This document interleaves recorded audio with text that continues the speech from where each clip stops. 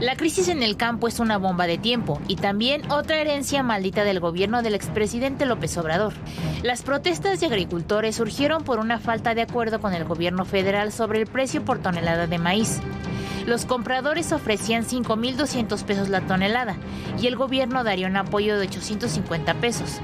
El productor se llevaría 6,050 pesos, pero piden 7,200 pesos por tonelada.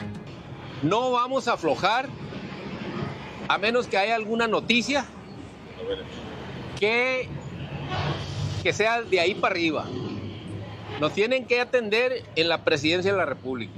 De acuerdo con el análisis del Grupo Consultor de Mercados Agrícolas, los costos de producción se han incrementado más de 46% en los últimos 5 años, mientras que los precios internacionales del maíz, trigo y soya han caído entre 30 y 50% desde 2022.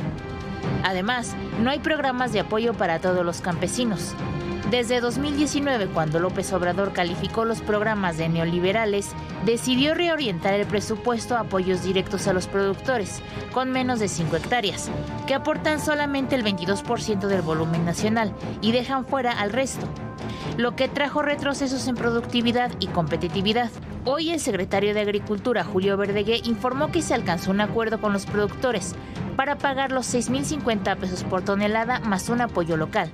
Que entre los gobiernos de los estados y la federación sumaremos recursos para dar un apoyo de 950 pesos por tonelada de maíz. Esto es el acuerdo para los productores del Bajío, quiero enfatizar.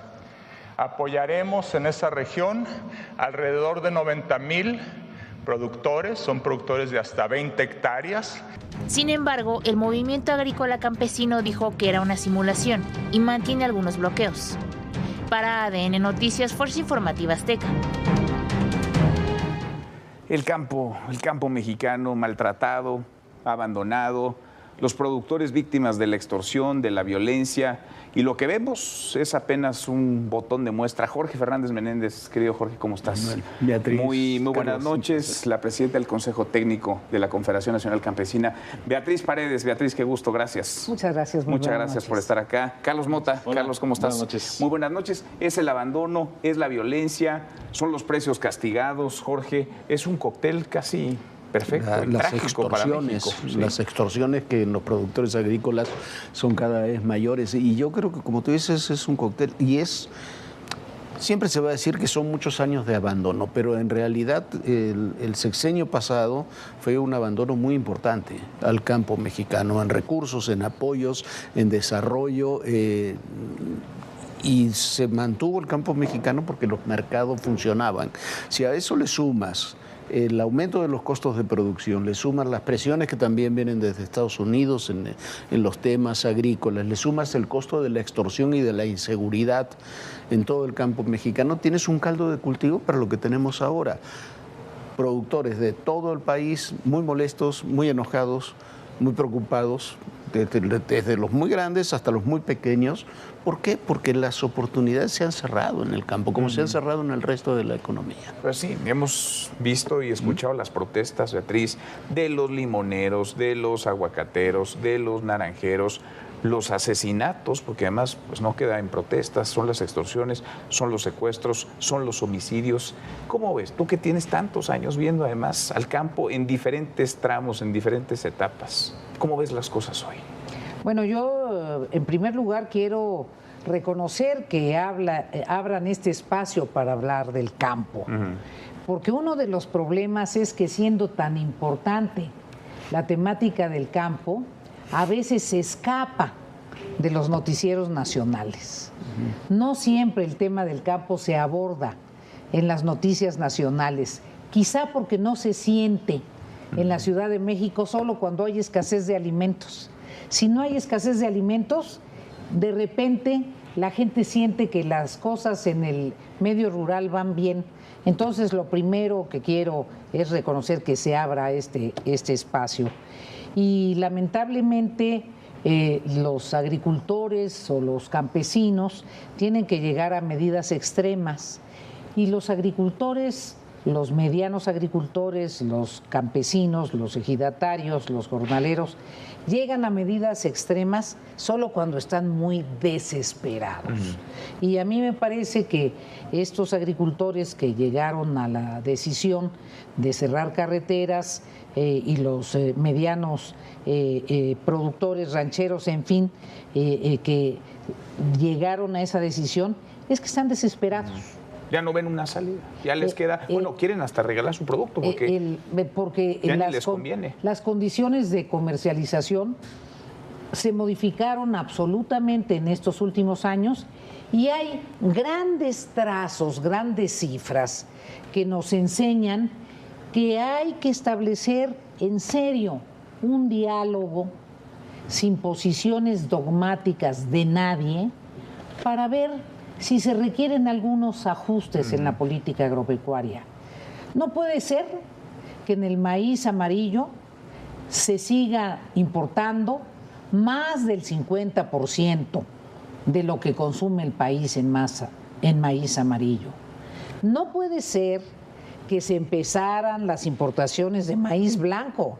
El maíz blanco para nosotros es clave, es cultura, la vida. Es historia. Es la vida, es la vida. Es identidad. Entonces, algo no anda bien. No puede ser que uno de los fraudes más graves en el sector público haya sido Segalmex. Eso nos evidencia que algo hay que revisar en serio en la política agropecuaria. Pues sí, y lo estamos viendo y por eso qué bueno que lo hablamos, que lo abordamos, porque estaban desesperados o están los productores, los agricultores y también quienes se quedaron atrapados en este mar de protestas. Estamos viendo, yo creo que una problemática de 1000 cabezas que yo creo que irá a peor en el futuro. El anuncio de esta mañana seguramente aliviará durante algunas semanas, meses la problemática, pero la verdad es que será aún peor. ¿Por qué?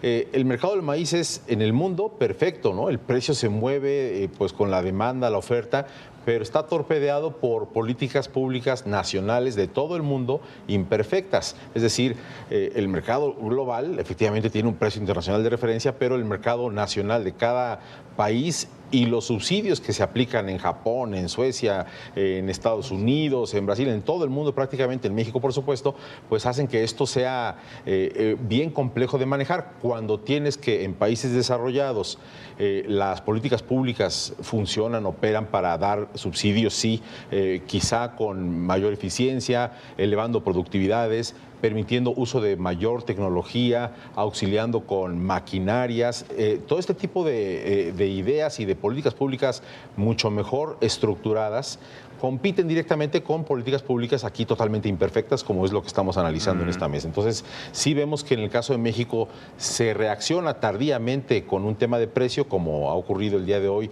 después de estos bloqueos y de estas mesas de negociación, pero la estructura detrás de toda la cadena de producción de maíz es la que está descompuesta, porque sí se enfrenta a inseguridad, pero hay costos de inflación que se han acumulado durante los últimos 4 o 5 años, hay inventarios excesivos en algunas regiones del país y hay una serie de imperfecciones que hacen que hoy revienta la cosa enfrente de todos y el gobierno lo único que hace es vamos a subirle hoy, dijeron 100 pesos más, ¿no?, a la tonelada.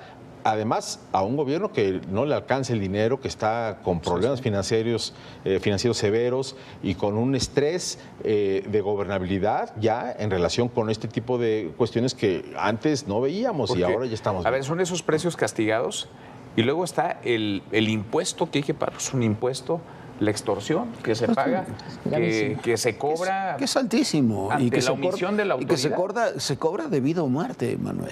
Sí. ¿No? Lo hemos visto, te matan, te secuestran, te queman campos. El líder citrícola de Álamo, Veracruz, el líder de los limoneros de Apatzingán.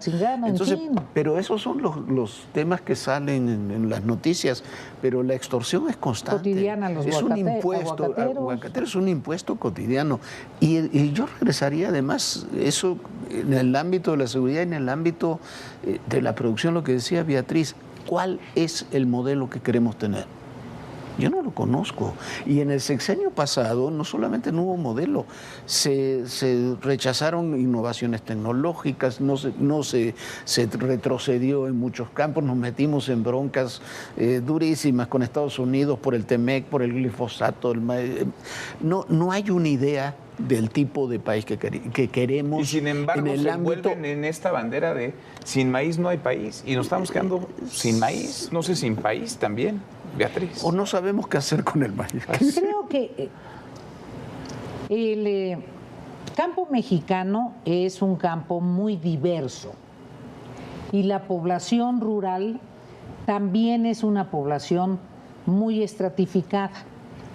Lo que pasó desde hace varios años es que se tomó una decisión estratégica, porque sí hay un diseño, pero no es un diseño que consideró a los productores intermedios. Es un diseño, es un diseño que tiene la política pública focalizada con los muy pequeños productores, con estrategias básicamente de bienestar y de apoyo, más que de organización productiva. Y los productores intermedios, sean ejidatarios del sector social o pequeños campesinos o rancheros o pequeños rancheros, agricultores o agricultores medianos, de repente vieron que desaparecieron muchos de los programas que los respaldaban, fundamentalmente los que los respaldaban en la cadena productiva de la comercialización. Después hubo una serie de problemas en la producción y en el acceso a los fertilizantes. Después desapareció el financiamiento rural, desapareció la financiera rural, después desapareció el seguro agrícola.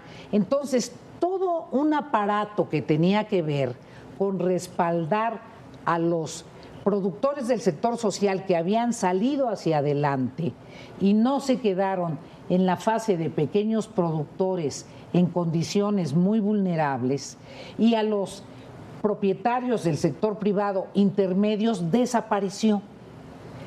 Y se regresó a una etapa en donde se manejaba con precios de garantía. Y por eso el gobierno está atrapado, porque por un lado vives en una realidad económica en donde el mundo real se mueve en función del mercado con precios de referencia, y tú supones que vas a poder manejar ese mundo agropecuario con precios de garantía. Y lo que sucede es que no es cierto. Chocan esas dos visiones. No es cierto. La realidad se está perpetuando el modelo anterior, ¿no? Y ese modelo anterior, pues digamos un poco con esta ideología de apoyo social, pues va justamente a decirle vamos a los pequeños productores a auxiliarles, a apoyarlos, y estas personas que llevan quizá mucho tiempo operando, a veces con alguna ilusión de tratar de emerger de esa condición tan pequeña, no lograron, como bien dice Beatriz, dar ese salto a estructurarse mejor, y hoy enfrentan una cascada de costos y de gastos a los cuales no les alcanza con el precio internacional y el precio de referencia que hay en este momento. Entonces, sí creo que hay una idea muy débil, muy mediocre de cómo se debe dar un abordaje integral a la problemática del campo. Jorge Esteve decía pero hoy, fíjate, ¿no? que además, hay que atenderlo de manera integral. Lo del campo, podríamos hablar también del tema de la aviación, ahora con lo del AIFA y las sanciones de Estados Unidos. Es porque de pronto parece que no se invita a la mesa, no se escucha a quienes están se tiene que dialogar en el campo, a quienes están ahí viviendo estas realidades, padeciéndolas todos los días, y entonces se dictan decisiones o se trazan políticas públicas desde el centro del país, desde la comodidad de algún escritorio. Desde un escritorio y desde el escritorio de Palacio Nacional. Y además, la verdad, como decía Beatriz, el campo mexicano es tan diverso. Tú no puedes tener una política que quieras abarcar Chiapas, Oaxaca, Sinaloa, Sonora, como si fueran lo mismo. Son muy diferentes. Pero sí tienes una realidad, sí, yo creo que hay un modelo, pero yo no lo veo el modelo, no lo veo que sea un modelo que esté enfocado a lo que tenemos, a los mercados, a la producción. Sí hay apoyos sociales, pero los apoyos sociales, ya vimos... Exacto, tienen una funcionalidad. Sí, no son productivos. Los apoyos sociales no son productivos, son apoyos sociales. No han repercutido como se debería. Y el paquete de políticas productivas, el análisis fue que había mucha corrupción o que se beneficiaban productores que no lo requerían. Y en función de eso los intermediarios, ¿no? Se dijo. Se eliminó. O que los caciques del campo se quedaban en con función de eso se eliminó, pero no se sustituyó. Y la política agrícola de los 70s tenía una serie de instrumentos que se desaparecieron. Y existía la CONASUPO, se creó la Segalmex y la Segalmex no funcionó y fue un hoyo negro. Entonces, estamos a medias. No, y además como país nos vemos muy limitados porque la productividad por hectárea de México es como de 10 toneladas, ¿no? Por hectárea y tal, cuando hay tecnologías que ya te hablan de 15, 18, 20. De 10 toneladas por hectárea, no. Estás hablando... Sí, pero, oye, hay mejor de Sonora.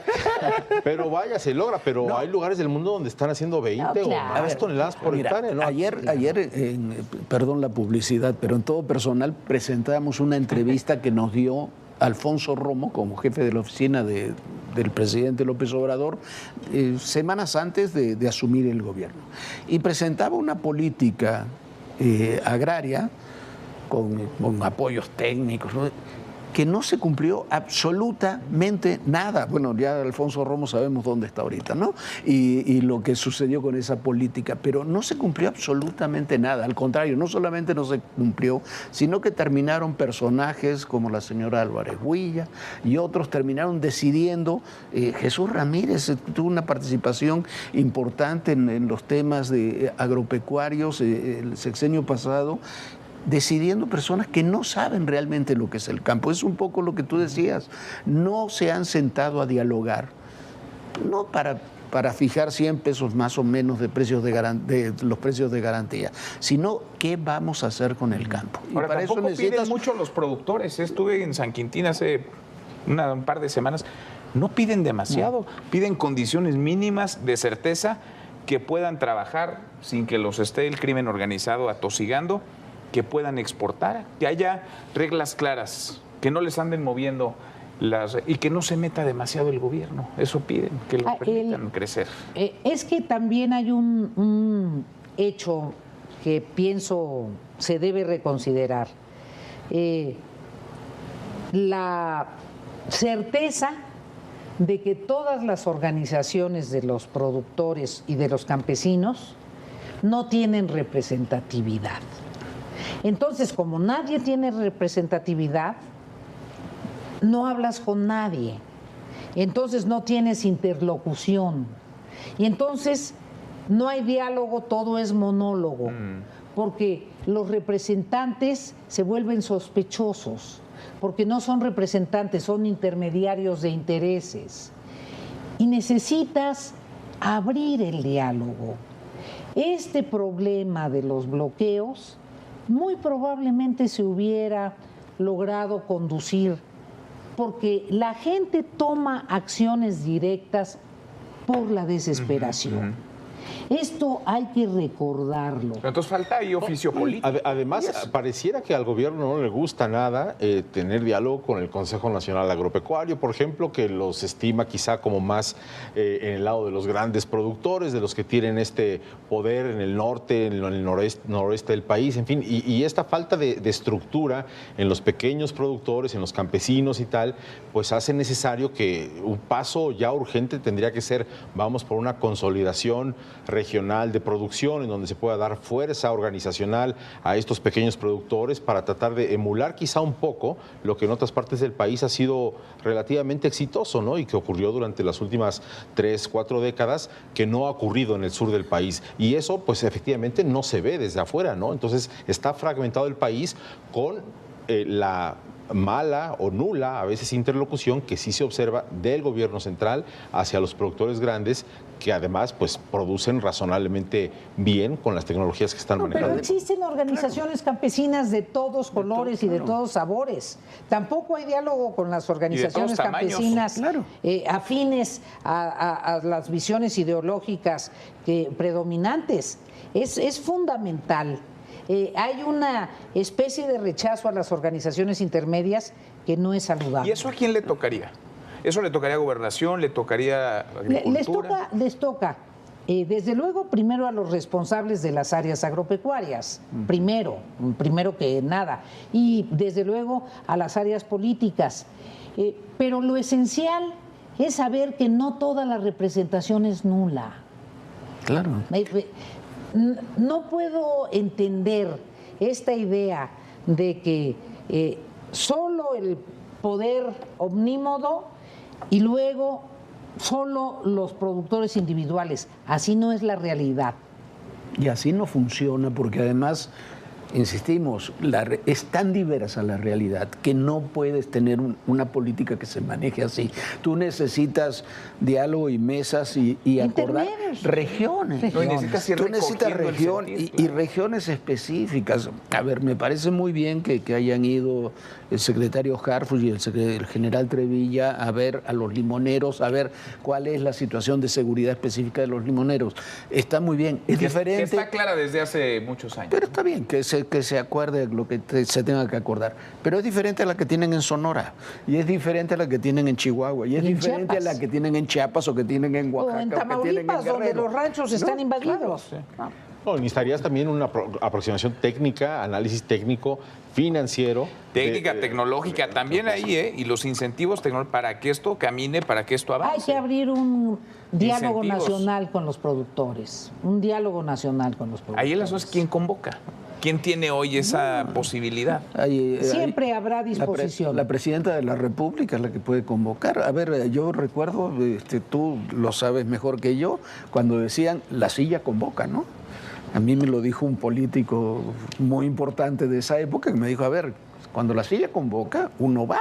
Pero es que no sé si le están dando esa relevancia que tiene, esa importancia que debería tener el campo. Y entonces la desesperación te lleva a los bloqueos, a tomar carretera y a visibilizar un tema, una crisis. Pasa con el campo, pasa con el sector aéreo, pasa con el agua. El problema va para más, Claro. se profundizará porque los excesos en la producción de maíz en 2026 vienen todavía más fuertes. Exacto. Y los precios internacionales han caído. Bajar, ¿sí? En fin, pues sigamos hablando del campo. Gracias a por ti. poner al campo en la mesa. Gracias, Beatriz, por estar acá con nosotros. Muchas gracias, Buenas Carlos. noches. Jorge, muchas gracias. Hasta mañana, pásela muy bien.